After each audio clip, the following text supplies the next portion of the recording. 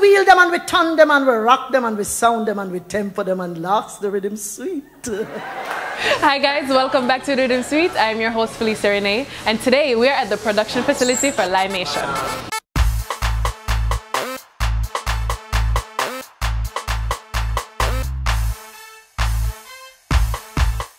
We're standing here with Charmaine DaCosta, who is the founder and CEO of Limation. Welcome, Charmaine. Thank you. Thank you for having me. Of course. So tell us now, what is Limation?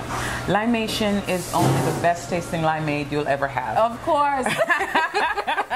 No, but on a serious note, though, it's really limeade coming real from my heart. It is my Jamaican roots. It is the thing that Grandma used to make. I mean, we all know in Jamaica, right? You can't afford aerated water, so you do the next best thing. You go down the gully, you pick some lime, you get some wet sugar or some brown sugar. You squeeze up the lime and you get some water, and boom, you're done. You have your sugar and water. Wash. Right? And you know, when I came to America, and of course we call this lemonade, not limeade. Right. But when I came here, I honestly thought I could get some good limeade, and I couldn't, because everything is basically done shorthand, as we say, right? So the limes didn't taste quite right. The sugar is white sugar, which doesn't give that really round completeness of the flavor that I'm accustomed to. Right. So I decided to make it myself. And I really didn't have any entrepreneurial aspirations, you know, in the food industry at all. The Lord kind of called me out of corporate and out of the music industry, and then He told me to do food. And honestly, though, I never really thought that it was something with which I could do business or, you know, make a living. I had no intentions of doing that. And to see that, you know, I could have a turn in my life where I could go to the Lord and say, okay, what do I do with the rest of my life? And He said, do food. I'm like, food? Okay, but I do food. But not right, like on this level. Not on this level. So how did you first get to start, okay, like, I am going to go into this and I'm going to do lime, like make limeade, lemonade? I decided to do it, and I did it. That's literally.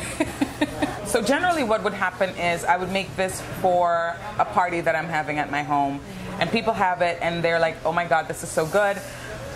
Why don't you sell it? And I'd be like, oh, please. A friend of mine came to me very shortly after, and she says, you know, I have a big issue and I'm wondering if you can help me out. I am a wedding planner for this wedding, and the caterer backed out. Would you cater? I said, sure. At the tasting, I decided I was going to make the limeade and give it to them on the side. The woman literally broke down in tears. Really? And she said, why does God love me so much?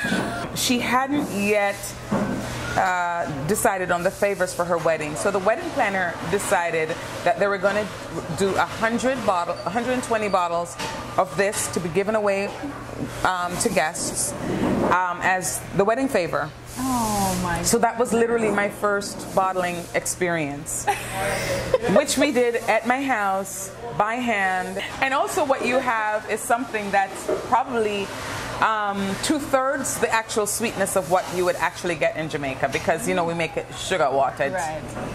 Sweet till it's scratched. How would you say that your Jamaican roots have influenced Limation, like as a business, as a company? Fundamentally, at the core of who I am is that I am Jamaican. So my sensibilities are informed by my Jamaicanness. I was born and raised there. I came to this country when I was 19 years old, which means I completed high school by the time I got here. So pretty much you're fundamentally who you're going to be. And yes, there have been some improvements on the model. However, who I am at the core of me is Jamaican. I believe that Limation as a company has 3 core values: people first, product second, profits third. That is and always will be. I am sorry, I'm not really interested in making money. I am interested, though, in people.